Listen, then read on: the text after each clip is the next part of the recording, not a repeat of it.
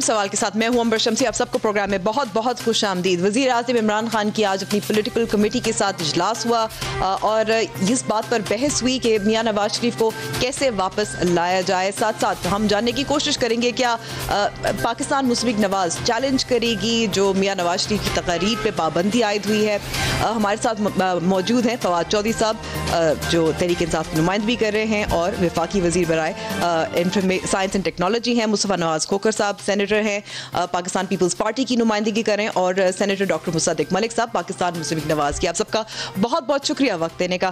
फवाद चौधरी साहब, सबसे पहले तो मैं आपसे जानना चाहूँगी कि आज जो इजलास हुआ था पॉलिटिकल कमेटी का, इसमें आप भी एक रुकन है उस कमेटी के, क्या क्या तजावीज़ पेश की गई थी, किस पर गौर किया जा रहा है कि मियां नवाज शरीफ को वतन वापस लाया जाए? क्योंकि एक मसला तो ये मौजूद है कि पाकिस्तान और बरतानिया के दरमियान एक मुआहदा तो तय नहीं पाया है कि किस तरह से कॉन्विक्ट्स को वापस लाया जाए।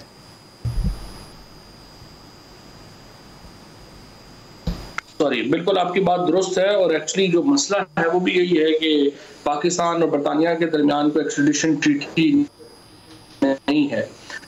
लेकिन भारत इसके बावजूद बहरहाल इसमें कुछ ना कुछ एक ऑपरेशन रहता है। जैसे इमरान फारूक के मर्डर की केस में जो लोग मुलव्विस थे उनको जब वो बाहर निकले तो उसके लिए बरतानवी जो अथॉरिटीज हैं उन्होंने मदद की थी। नवाज शरीफ साहब का केस में भी है कि वो कॉन्विक्ट है जी और सजा याफ्ता है और समझौते हैं वो पाकिस्तानी अदालतों के फैसलों का एहतराम करेंगी और हमारी जो एक्स्ट्रेडिशन की रिक्वेस्ट है उसको एडहियर किया जाए। लेकिन इससे कबल हमने देखा कि चाहे अल्ताफ हुसैन हो चाहे इसाक डार हो, तो इससे पहले जो दरखास्तें थी वो तो फिर कहीं नहीं गई थी। इसाक डार और अल्ताफ हुसैन कॉन्विक्ट नहीं थे, नवाज शरीफ कॉन्विक्ट है। वो तो यहाँ से गए थे कि मैं ठीक हूँ तो वापस आऊंगा।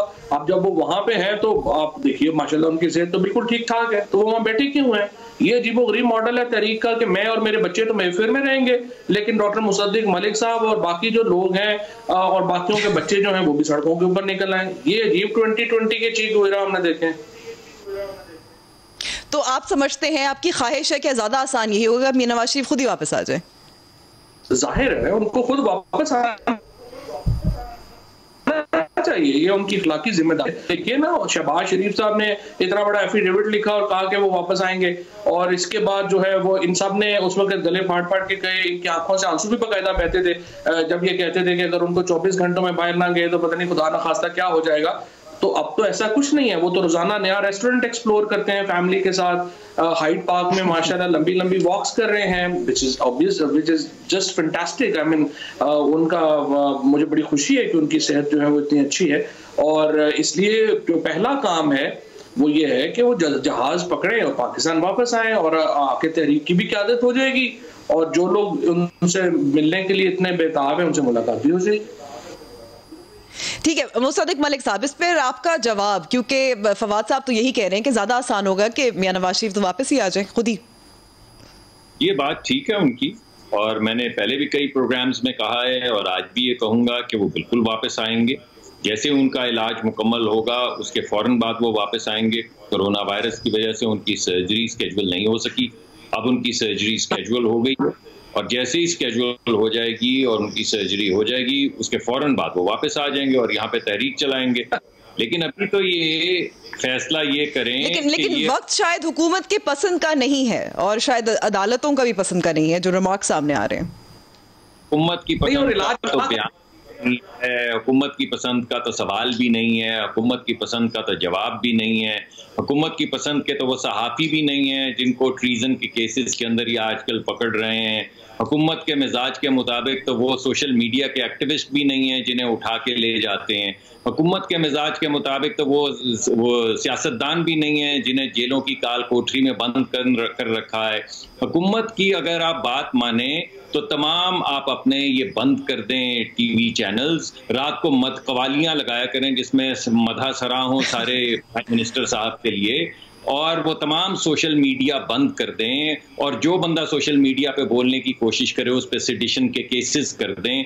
हुकूमत के मुताबिक तो नैब जो है, जो एक इंडिपेंडेंट इदारा है, उसको इंडिपेंडेंटली तमाम ऑपोजिशन को पकड़ लेना। मुसद्दिक साहब, हुकूमत की पसंद नापसंद को हम इस वक्त छोड़ देते हैं, अदालतों का भी तो फैसले हैं ना। जी, तो आप किस फैसले से शुरू करेंगी? वो फैसला जो ख्वाजा साद रफीक साहब की बेल के वक्त सामने आया है, चलें उसको छोड़ देते हैं। वो वाला फैसला जो एहसन इकबाल साहब की बेल के सामने, ओहो, उसको भी छोड़ देते हैं। वो वाला फैसला जो शाहिद खाकान अब्बासी साहब की बेल के वक्त आया है, आप किस किस फैसले को रोएंगी? हुकूमत में आला तरीन अदालतों ने यह कह दिया है कि ये सियासी इंतकाम साजी का एक मंसूबा है, जिसके अंदर सबसे बड़ा कॉग जो है वो नैब है, और नैब के जरिए किसी को दहशत गर्दी के जरिए, किसी को कुफ्र के फतवे के जरिए, किसी को गद्दारी के फतवे के जरिए हुकूमत पकड़ेगी। आप सोचें कि वजीर आजम पाकिस्तान कल ये कह रहे थे कि नवाज शरीफ साहब जो 3 मरतबा इलेक्टेड प्राइम मिनिस्टर रह गए हैं, वो हिंदुस्तान से गालिबन पता नहीं पैसे भी ले रहे हैं, मगर उनके एजेंट हैं। ये इस मुल्क के अंदर 2-3 ही तरीका कार हैं, पुराने मॉडल हैं, मॉडल नहीं बदलते। पहले फैसला करो। मॉडल बदलते नहीं। मैं इस पे आपको रोकती हूँ क्योंकि मुस्तफ़ा साहब, वजीर आज़म इमरान खान ने कल का जो इंटरव्यू था नदीम मलिक के साथ, उसमें भी उन्होंने कहा, बार बार उनका यही बयानिया रहा है कि इस वक्त नवाज शरीफ साहब जो बात कर रहे हैं वो ऐसा लगता है कि भारत के एजेंडे पे काम कर रहे हैं। तो ये मुल्क का पुराना मॉडल है, लेकिन कामयाब मॉडल लगता है। पुराना मॉडल तो ज़रूर है, इस हद तक पुराना मॉडल है कि हमने बानिया पाकिस्तान की जो बहन थी फातिमा जिन्ना साहिबा, उनको भी गद्दार डिक्लेयर कर दिया, उनके ऊपर भी झूठे मुकदमात बनाए गए।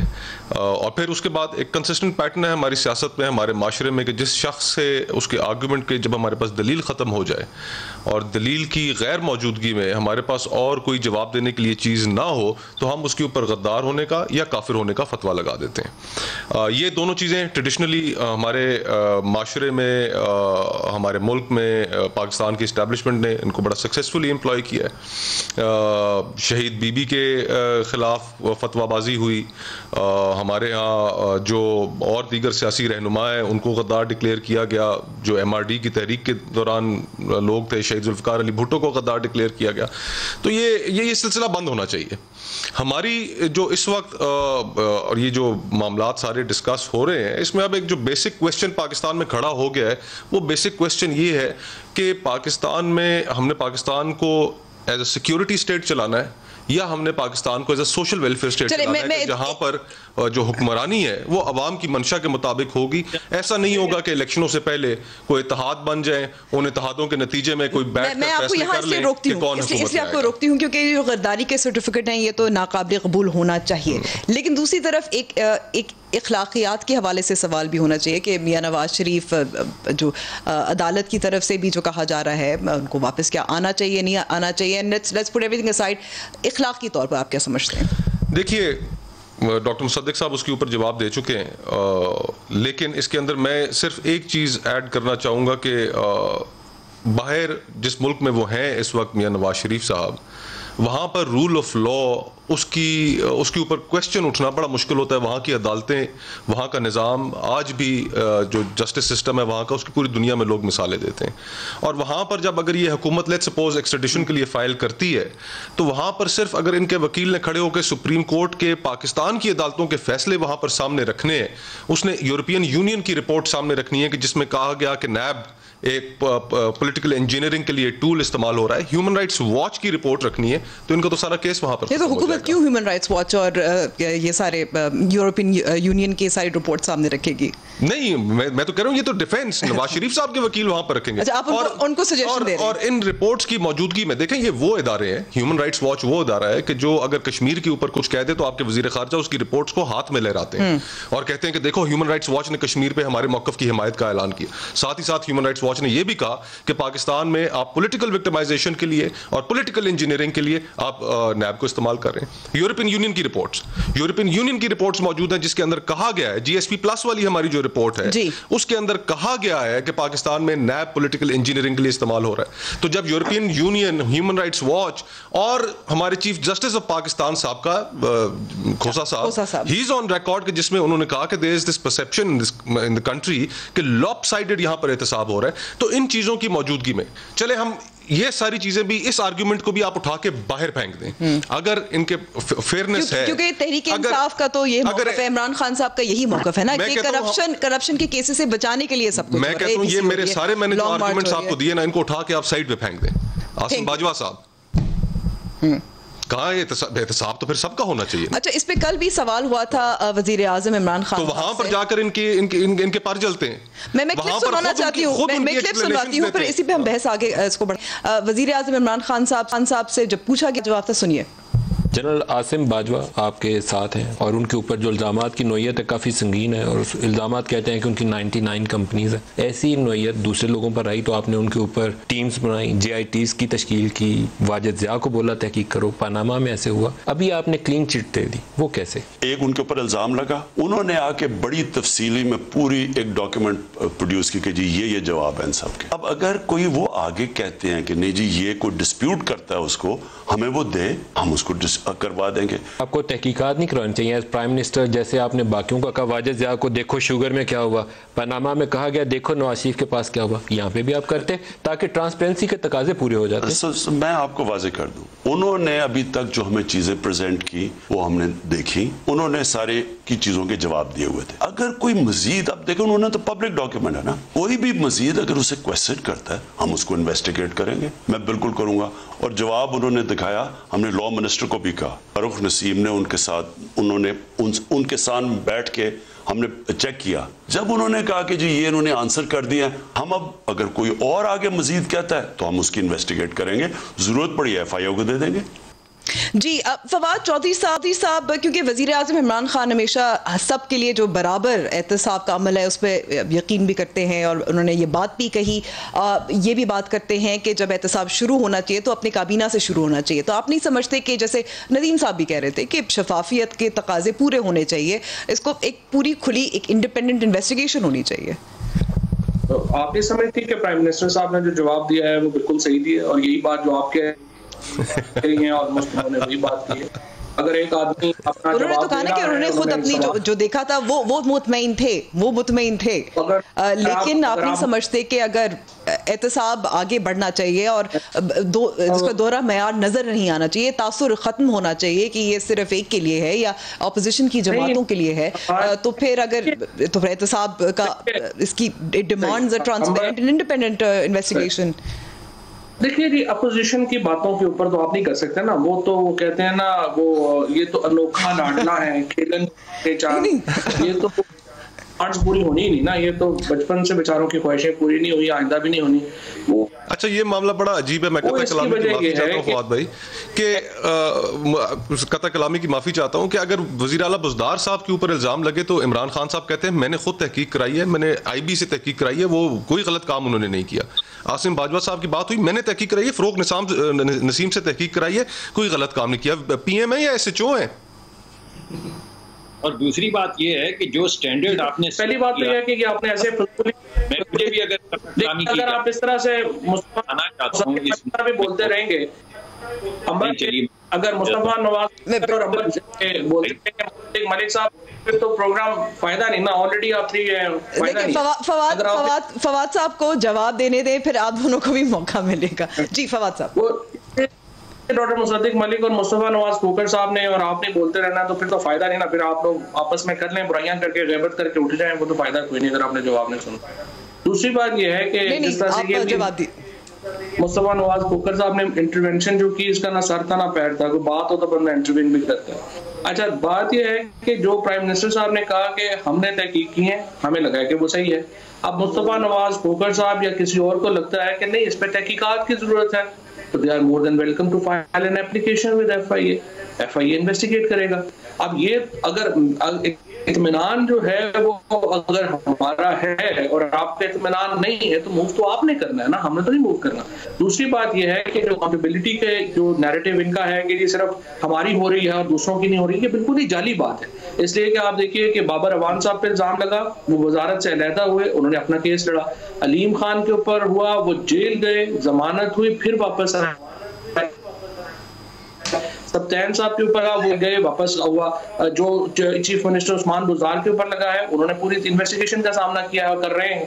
अब सवाल ये है कि जो इनका मामला है अपोजिशन का इस वक्त जो नैरेटिव है कि सोशल वेलफेयर स्टेट होनी चाहिए, तो जो सिंध में चल रही है ये सोशल वेलफेयर स्टेट है, या मुस्तफा नवाज खोकर साहब की जो कराची में बारिशों के बाद जो थी ये सोशल वेलफेयर स्टेट थी।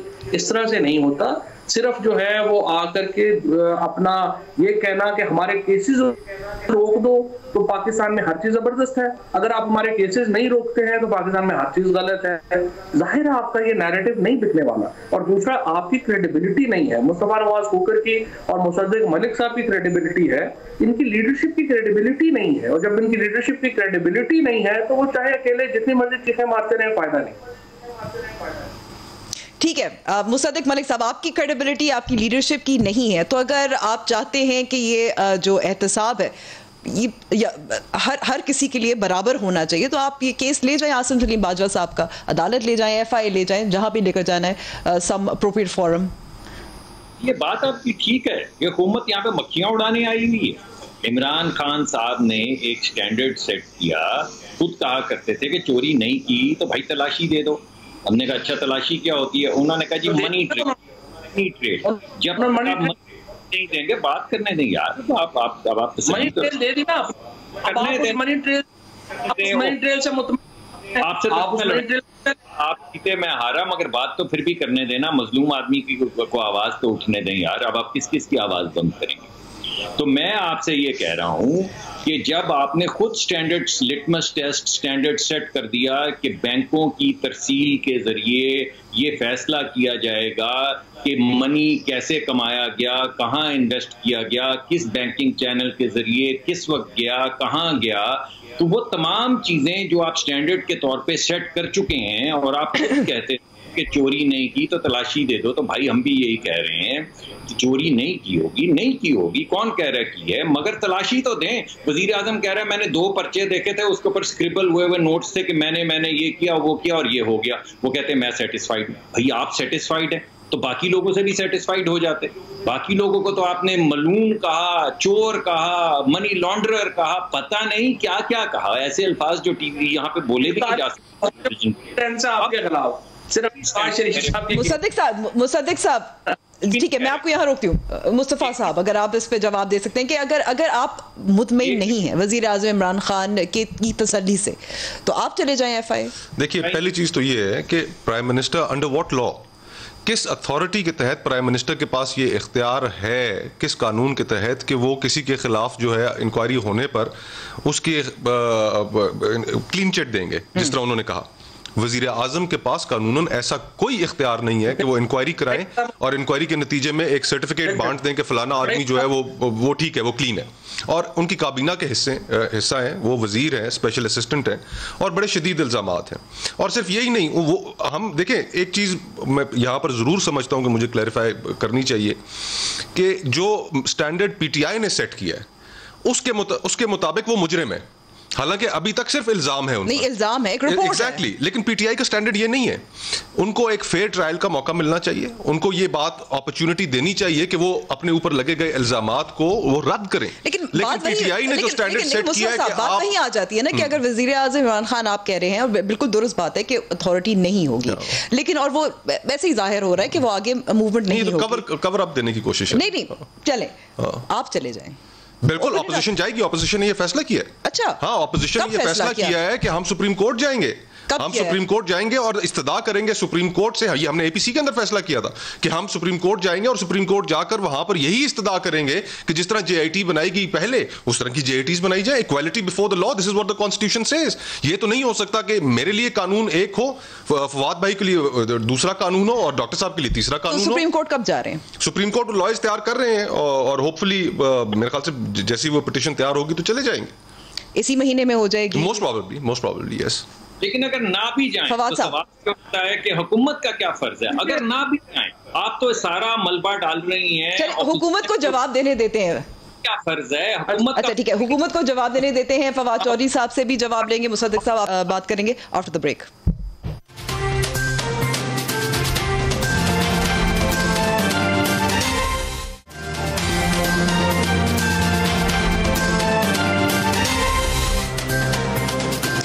प्रोग्राम में एक बार फिर खुशामदीद। फवाद साहब, मुस्तफा साहब कह रहे हैं कि ऑपोजिशन जा रही है, सुप्रीम कोर्ट जा रही है। देखिए, मेरा ये ख्याल है आपने बिल्कुल सही सवाल किया। मुस्तफा साहब ने जो बनती है बात वो कही है। अब ये जिस तरह से डॉक्टर मुसद्दिक मलिक साहब जो है वो अपना एक जो है वो लेके बैठे हुए हैं मामला जिसके ना कुसर है ना पैर है, वो आपने और मुस्तफा ने क्लियर कर दिया है। देखिए, आपने बात की, एक इल्जाम लगा, उस इल्जाम में उन्होंने जवाब दे दिया। प्राइम मिनिस्टर ने कहा मैं उनके जवाब से मुतमईन हूँ। और अगर आप मुतमईन नहीं है, जो मुतमईन नहीं है वो क्या करेगा? वो जाकर सुप्रीम कोर्ट में चैलेंज करेगा या नैब में पिटीशन देगा? मुतमईन है ये जरा रूल्स ऑफ बिजनेस में बता दें, कहीं लिखा है कि वजीर आजम इस तरह की इंक्वायरीज करा सकते हैं और वो मुतमईन हो सकते हैं, सर्टिफिकेट दे सकते हैं बेगुनाही? नहीं तो जो काबीना जो तो फिर तो झगड़ा ही खत्म हो गया ना। अगर प्राइम मिनिस्टर का कोई इख्तियार ही नहीं है बकौल आपके, और प्राइम मिनिस्टर कुछ कर ही नहीं सकते, तो फिर आपका मुतालबा किससे है?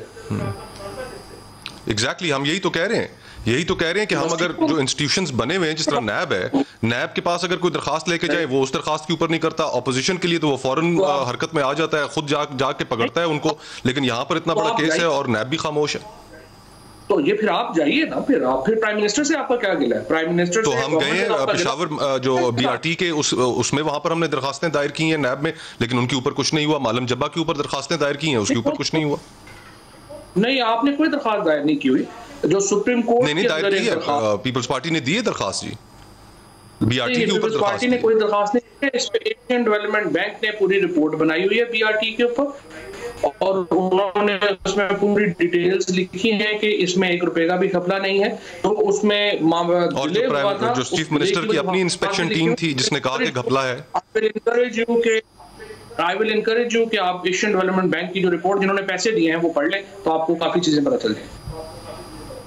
ठीक है, हम जरा BRT से भी आगे बढ़ जाते हैं, क्योंकि अब वहाँ मेरे ख्याल में कुछ वो तो खैर आगे मामला बढ़ेगा। लेकिन मुसद्दिक साहब, क्योंकि फवाद चौधरी साहब तो यही कह रहे हैं कि आपके जो मंतक था उसका सर ना पैर था, अच्छी बात है, अदालत जा रहे हैं, सुप्रीम कोर्ट जा रहे हैं। लेकिन एक और मामला है जिस पर मैं आपसे सवाल करना चाह रही हूँ कि वज़ीर आज़म इमरान खान से जब नवाज शरीफ साहब के बयान के हवाले से पूछा गया था कि अगर उनसे इस्तीफा लिया जाता तो वो क्या करते, सुनिए फिर आपसे सवाल। जी, मुझे वो फौज ने आके जनरल ज़हीरुल इस्लाम ने कहा रिजाइन करो। भाई आप प्राइम मिनिस्टर थे, उसकी जरूरत है आपको कहने की? आप सीधा टेक ऑन करें उनको। अगर आपको इमरान खान को यही कॉल आए कि इमरान खान वज़ीर आज़म पाकिस्तान, आप स्टेप डाउन करें, इस्तीफा दें, तो आप क्या करेंगे? मैं इमीडिएटली उसका इस्तीफा डिमांड करूं। भाई मैं मुल्क का प्राइम मिनिस्टर, आप सैक करेंगे उन्हें? किसकी जरूरत है मुझे आके कहे मैं डेमोक्रेटिकली इलेक्टेड प्राइम मिनिस्टर हूं? जब नवाज शरीफ का जनरल मुशर्रफ से हुआ, वो क्या हुआ था? इतने बुज़दिल आदमी कि वो जब श्रीलंका गया, पीछे से वो दूसरा जनरल जिया जो भी थे उसको बुला के कहता मैं तुम्हें आर्मी चीफ डिक्लेयर कर दिया। नहीं, बुज़दिली।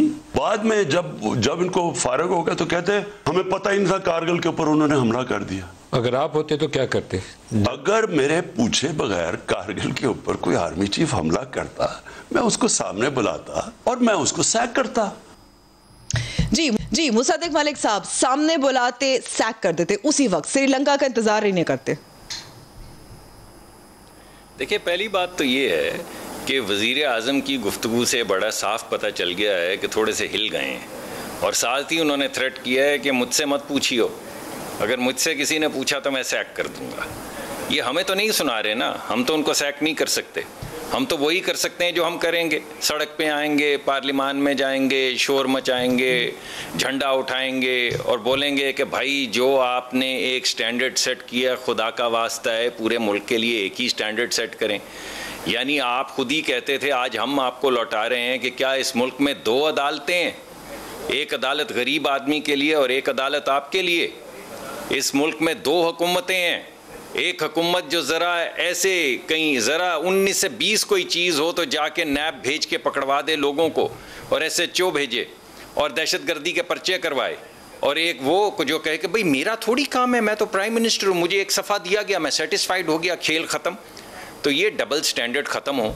लेकिन जो खौफ है ये उसकी आवाज़ थी जिसमें उन्होंने कहा कि प्लीज़ अगर प्रेशर आए तो मुझे, मेरी तरफ कोई ना देखे जी, मैं आपको कह रहा हूँ अगर मेरी तरफ किसी ने देखा तो फिर मुझसे बुरा कोई नहीं होगा। तो ये हमें नहीं सुना रहे। लेकिन देखिए उनकी आप ये भी तो देखें, मियां नवाज शरीफ के हवाले से मैं आपसे यहाँ सवाल करना चाहती हूँ। नहीं मुसद्दिक साहब, मैं आपको यहाँ रोकती हूँ, माजरत आपकी बात यहाँ काट रही हूँ, लेकिन देखिए वजीर आज़म इमरान खान ये कहना था कि अगर कोई किसी की जरूरत होती कि मुझसे इस्तीफा मांगता, जिसमें साबिक DG ISI के हवाले से उनकी बात थी, तो उसी वक्त उनका इस्तीफा मांग लेता। दूसरी तरफ मियां नवाज शरीफ ने क्या किया, मुशाहिदुल्लाह का इस्तीफा ले लिया, अपनी शख्स की कुर्बानी दी कि ये हुकूमत इस वक्त तो इनकी, ये कुछ मुझसे पूछ रही है या किसी और से? डॉक्टर साहब सवाल आपसे ही करिए, अंबर का सवाल। जी मैं सुन रहा हूँ आप, क्योंकि ये अंबर साहिबा अच्छा नहीं बोलती तो आप कर लें सवाल, क्योंकि आप उनकी बात तो मुझे समझ नहीं आई। जब तक आप नहीं बोलेंगे तब तक मुझे समझ ही नहीं आएगी, क्योंकि आप बड़े साफ और शफाफ अल्फाज में बोलते, तो आप बोल लीजिए। अंबर ये कह रही हैं कि नवाज शरीफ साहब को इतना गुस्सा आया जनाब ज़हीरुल इस्लाम की बात के ऊपर कि उन्होंने मुशाहिद हुसैन से इस्तीफा ले लिया।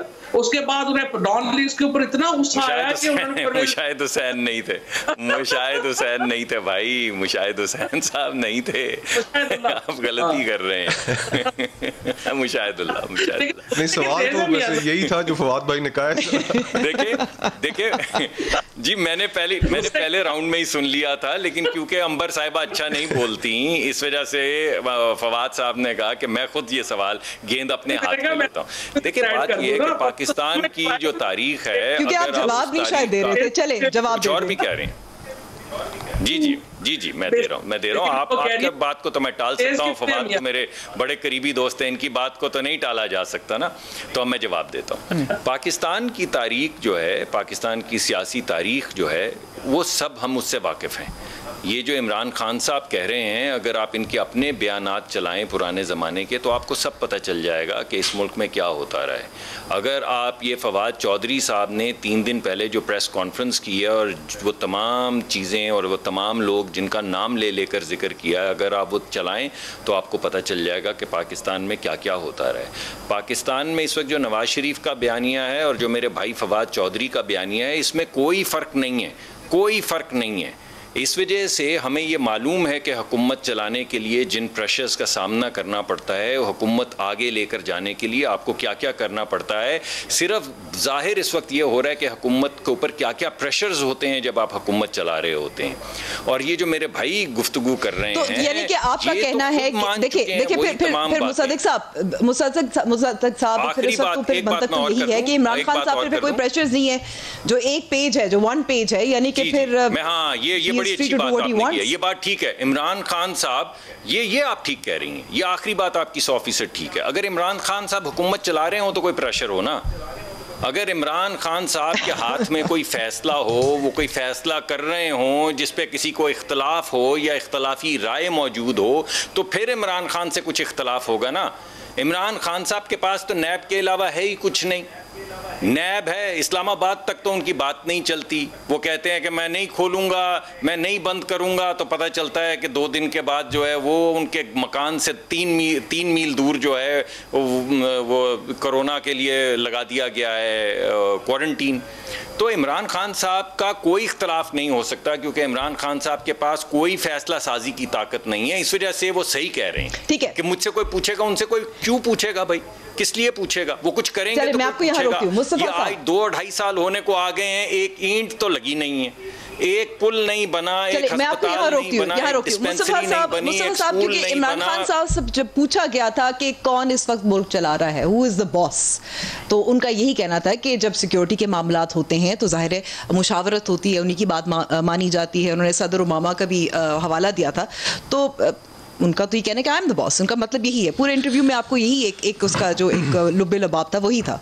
देखिए इसमें तो अब कोई अभाम नहीं है कि और ख़ुद हुकूमत के अंदर मौजूद लोग, हुकूमत के साथ हमदर्दी रखने वाले लोग, वो कहते हैं कि इस मुल्क में एक हाइब्रिड निज़ाम राइज है। पहली चीज़ तो ये है कि हाइब्रिड निज़ाम की कॉन्स्टिट्यूशन में, आइन में कोई गुंजाइश नहीं है। और इस गुफ्तगू में मैं समझता हूँ बानी पाकिस्तान ने जो आर्म्ड फोर्सेस के रोल के मुतल्लिक जो उन्होंने कहा, वो बड़ा अहमियत का हामिल है। सिर्फ अगर आप मुझे इजाज़त दीजिए तो 3-4 लाइनों का उनका कोट है, मैं वो पढ़ के सुना देता हूँ। बानी पाकिस्तान कायद आज़म मोहम्मद अली जिन्ना कहते हैं कि do not forget that the armed forces are the servants of the people, you do not make national policy, It is we, the civilians, who decide these issues, and it is your duty to carry out these tasks with which you are interested. तो ये आप बानिए पाकिस्तान एक सिमत रख रहे हैं पाकिस्तान की कि पाकिस्तान एक सिक्योरिटी स्टेट नहीं होगा। और एग्जैक्टली उसके चंद सालों बाद हम देखते हैं कि जब यहाँ पर एक डिक्टेटर बैठा होता है तो वो फातिमा जिन्ना उनकी बहन को गद्दार डिक्लेयर कर देता है, और आज तक यही सिलसिला चलता आ रहा है। हाइब्रिड निज़ाम हुकूमत का मैं तो नहीं कह रहा, ये इस्तिलाह मैंने तो इजाद नहीं की, ये इस्तिलाह तो हुकूमत के अंदर मौजूद वजीरों ने और हुकूमत के साथ ताल्लुक रखने वाले, हमदर्दी रखने वाले सहाफियों ने इजाद की। उन्होंने कहा कि ये हाइब्रिड निजाम है, हमने तो नहीं कहा। और फिर उसकी क्या क्या मिसालें आपके सामने पेश हम ना करें कि जिसमें वजीर आजम ने स्टेट्समैन का रोल प्ले करने के जहां पे भी मौका आया उन्होंने वो नहीं किया। उन्होंने वो वैक्यूम क्रिएट किया जिस वैक्यूम के नतीजे में पाक भारत कशीदगी हो तो आर्मी चीफ ब्रीफिंग दें, पार्लिमानी रहनुमाओं को वजीर आजम आने से इनकार कर दें, वजीर आजम गिलगित बल्तिस्तान के मसले पर बैठने से इनकार कर दें और आर्मी चीफ उसके ऊपर ऑपोजिशन के रहनुमाओं को एतमाद में लेने। ये रोल उनका तो नहीं है। इकोनॉमी का बुरा सिक्योरिटी मामला थे ना, इकोनॉमी का बुरा हाल कर दें, ये दो इनके वजीर तब्दील हो जाएं, कोई सिर पैर नहीं इकोनॉमी का, लोग दुहाइयां दें, महंगाई, बेरोजगारी, गैस, बिजली, हर चीज, और फिर वो ताजिरों से मुलाकात करें, बिजनेसमैन से मुलाकात करें, चेंबर्स ऑफ कॉमर्स से मुलाकात करें। वो लोकस्ट, टिड्डी दिल, मामूली सा मसला जो बर वक्त हल किया जा सकता था, इन्होंने 2 साल उस पर कुछ किया नहीं, उनको मीटिंग करनी पड़ी। बयान ये देते हैं उल्टे सीधे, सऊदी अरब के ऊपर शाह महमूद कुरैशी साहब ने बयान दे दिया, उनको सऊदीया जाना पड़ गया। चीन के ऊपर इन्होंने बयान दे दिया, उनको चीन जाना पड़ा। तो ये देखिए, ये इनकी अपनी नाअहली की एक बहुत लंबी दास्तान है। ठीक है, मैं कि जिस दास्तान में ये जहां पर जो रोल नहीं भी था, इन्होंने खींच कर उन्हें वो रोल दिया। क्या ये जनाब ये रोल? मैं आपको यहाँ रोकती हूँ, ज़ाहिर है जवाब लेंगे हम फवाद चौधरी साहब से। और सवाल है, एक तरफ अगर आसिम सलीम बाजवा साहब के मामले पर ऑपोजिशन सुप्रीम कोर्ट जा रही है, क्या मियां नवाज शरीफ की तकारीर पर पाबंदी पर भी अदालत जाएंगे पाकिस्तान मुस्लिम नवाज या जो डेमोक्रेटिक मूवमेंट है या नहीं? ब्रेक के बाद।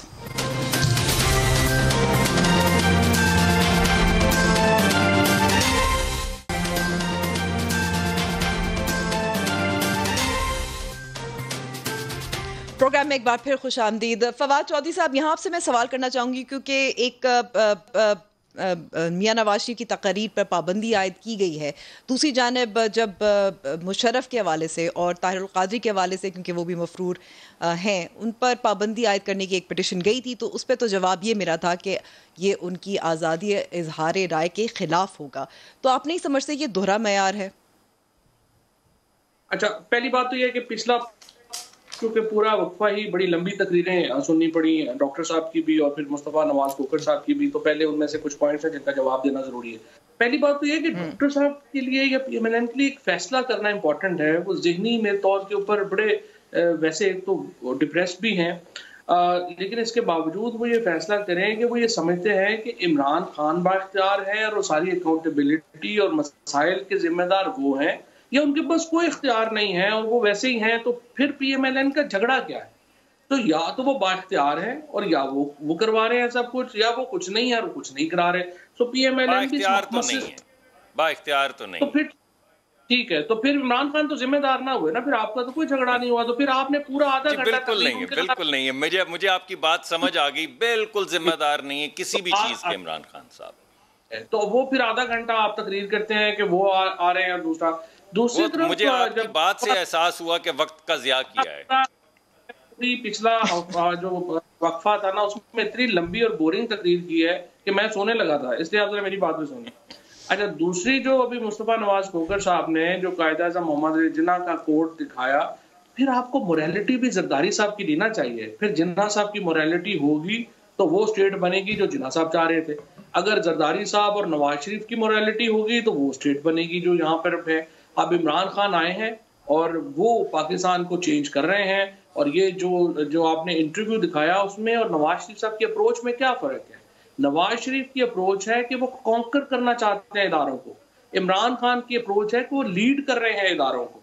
और ये जो लीड करने का कॉन्फिडेंस है, ये उस शख्स का होता है जो मॉरली और अपने तौर के ऊपर करप्ट ना हो, इंटेलेक्चुअली ऑनेस्ट भी हो, और आपका जो अमूमी मामलात हैं उनमें भी ऑनेस्ट हो। और ये जो आपको एतमाद है, ये आपको ये मोरालिटी जो है वो देती है। अदरवाइज तो जो जमहूरियत होती है उसमें तो लीडर के पास मॉरल अथॉरिटी होती है ना, तो इमरान खान के पास वो मॉरल अथॉरिटी है कि वो लीड कर रहे हैं इदारों को, और ये उनका है। ठीक है, अब आते हैं ये जो पाबंदी आई है नवाज, इसमें देखिए बड़ी सिंपल बात है, हम समझते हैं पाबंदी नहीं होनी चाहिए। हुकूमत समझती है कि हमने इजाजत दी नवाज शरीफ साहब को भी तकरीरों की, हमने इजाजत दी मरियम नवाज साहिबा को भी तकरीरों की। एक अजहर सदीक साहब एक वकील हैं और बड़े सीनियर लॉयर हैं, वो गए हैं, उन्होंने पैमरा की तवज्जो सुप्रीम कोर्ट और सिंध हाई कोर्ट के फैसलों की तरफ दिलवाई है। उन्होंने कहा कि आप कंटेम्प्ट ऑफ कोर्ट कर रहे हैं इनकी अपील देख के, पैमरा ने उन पर बैन कर दिया है। Now I will encourage Mustafa Nawaz Khokhar साहब एंड मुसद्दिक मलिक साहब कि वो इतना अर्सा उनको सोया नहीं रहना चाहिए था, उनको पहले अदालत में जाना चाहिए था और अदालत से ये फैसला रिवर्स करवाने चाहिए। ठीक है, लेकिन फवाद साहब आप ये भी तो समझते हैं कि क्योंकि हुकूमत पर, तहरीक इंसाफ पर बहुत इल्ज़ाम आयद होता है कि मीडिया पे पाबंदियां हैं, फ्रीडम ऑफ एक्सप्रेशन पे पाबंदियां हैं, तो हुकूमत भी तो कुछ कर सकती है, चैलेंज क्या कर सकते हैं। जब अदालतों का अगर एक ऑर्डर है तो वो तो जाहिर है कि ये चाहे और उसको रिवर्स करवाए ना, कोई पाबंदी नहीं है। अगर अंबर शमसी इतने लंबे प्रोग्राम कर सकती हैं, डॉक्टर मुसद्दिक मलिक, मुस्तफ़ा नवाज खोखर, आप देखिए, मुझे याद कराइए लास्ट टाइम इमरान खान की जब अपोजिशन में थे, कितनी दफा अपोजिशन में PMLN ने इमरान खान की तकरीर दिखाई थी, एक तकरीर नहीं दिखाते थे। की सारी यहाँ पे तो सुबह क्या हो गया, कंटेनर पर खड़े होकर धरने में तो वैसे मचा दी थी। आप जरा चेक कर लीजिएगा, आपको एहसास होगा और आपको खुशी होगी देख के कि पहली हुकूमत वो PTI की है जो अपोजिशन की तमाम तकारीर बराह रास्त दिखा रही है टीवी के ऊपर। इससे पहले ये रवाज ही नहीं था। और जो डॉक्टर लेकिन इसके साथ साथ फवाद साहब, जब आसिफ अली जरदारी साहब का इंटरव्यू हुआ था, मरियम नवाज साहिबा का इंटरव्यू हुआ था, वो तो ऑफ एयर चला गया था क्योंकि वो कन्विक्टेड थे। तो मुशर्रफ साहब का लेकिन 2019 तक, हालांकि वो मफरूर करार दिए जा चुके थे, उनके इंटरव्यू तो चलते रहे थे। दोहरे मेयार की तो बात करती है, तो फिर यही है ना दोहरा मेयार तो है नहीं ना। पहली बात तो ये कि मुशर्रफ साहब के ऊपर तो कोई केस है नहीं, वो तो एक अपना उनका खिलाफ जो केस था वो तो क्वैश हो चुका है, उनके ऊपर कोई केस नहीं है। मुशर्रफ साहब के ऊपर कोई केस नहीं, माली करप्शन का तो केस ही नहीं था, पॉलिटिकल केस था। मुशर्रफ साहब के ऊपर तो 86 केस है जो आपने ऐसे बनाया। माली करप्शन अभी जिनके ऊपर एक बना है उनकी तरफ आप जाते हुए पर जल रहे हैं, तो आप मुशर्रफ साहब की तरफ जाएंगे जिनका ऑन रिकॉर्ड है, जिन्होंने तस्लीम किया कि $10 मिलियन मुझे सऊदी अरब के बादशाह ने दिए क्योंकि वो मुझसे बड़े भाइयों की तरह प्यार करते थे। आप जाके अब्दुल्ला पे केस फाइल करते हैं, फिर कमाल हो गई बहुत भाई। आपका दिल नहीं, मैं आपसे बात कर रहा हूँ कि अगर आप देखें ना, कतरी खत के ऊपर आपने एक पोजीशन ली और इधर सऊदी बादशाह ने $10 मिलियन उठा के, मुझे मुशर्रफ बहुत प्यारा लगता है, मैंने इसको $10 मिलियन दे दिए, उससे मैंने लंदन में फ्लैट खरीद लिए, तो वो ठीक है। ये जो टेलीविजन ठीक है, मैं चाहती हूँ मुसद्दिक मलिक साहब, आप बता सकते हैं कि आप चैलेंज करेंगे, क्या नून लीग चैलेंज करेगी? जी, पहले तो मैं बिल्कुल ये जो मैंने जब सुनी अपने भाई फवाद चौधरी साहब की बात, तो मुझ पे आया हो गया कि कितनी लग़्व गुफ्तगू हमने की है। और मैं सबसे पहले तंबीह करना चाहता हूँ अपने दोस्त मुस्तफ़ा नवाज खोखर साहब को, जो ये कहते हैं प्राइम मिनिस्टर का इख्तियार। भाई, उनके वज़ीर कह रहे हैं कि वो बेइख्तियार हैं। आप कौन होते हैं ये कहने वाले कि उनके पास कोई भी इख्तियार है? तो मेरे ख़्याल में आप तमाम जो गुफ्तगू पहले उस पर हुई है जिसमें हम इख्तियारात की बात कर रहे थे, उसको हज़्फ़ कर दें बिल्कुल। अब दूसरी जो अहम बात है वो ये है कि दो ही तो इदारे हैं जो आज़ाद हैं, एक नैब भाई बिल्कुल आज़ाद और एक पैमरा। ये ही दो इदारे हैं जो अपनी मर्ज़ी से सिर्फ काम करते हैं। और फवाद साहब को तो मालूम है, क्योंकि फवाद साहब तो वज़ीर भी रह चुके हुए हैं ये इंफॉर्मेशन के, इस वजह से उनको तो मालूम है बिल्कुल कि पैमरा आज़ाद है। और बाकी जो नैब है उसके मुतल्लिक खोखर साहब को और मुझे मालूम है कि वो आज़ाद है। तो इन दोनों इदारों की तो आज़ादी जो है वो मुसल्लम है। इस वजह से इन पे उंगली उठाना और सवाल उठाना, जी पाबंदी को ज़रूर चैलेंज करेंगे। लेकिन आप ज़रा आज के दौर पे नज़र तो डालें कि मेरा भाई आपके प्रोग्राम में बैठ के ये कह रहा है कि अंबर शमसी लंबे लंबे प्रोग्राम करती है। अंबर शमसी के प्रोग्राम के पीछे भी आप पड़े हुए हैं, हमें मालूम है, और भी बहुत से लोगों के प्रोग्राम्स के पीछे आप पड़े हुए हैं। हमारे पास ये तमाम इन्फॉर्मेशन है कि कौन कौन सा सहाफ़ी किस किस तरीके से आपने निकलवाया, किस किस पैमरा के इंडिपेंडेंस के आपने उसकी को इस्तेमाल करते हुए कैसे कैसे निशाने ताक के लगाए। प्रोग्राम के पीछे अंबर के पड़े हुए नहीं, प्रोग्राम खत्म करा दिया इन्होंने।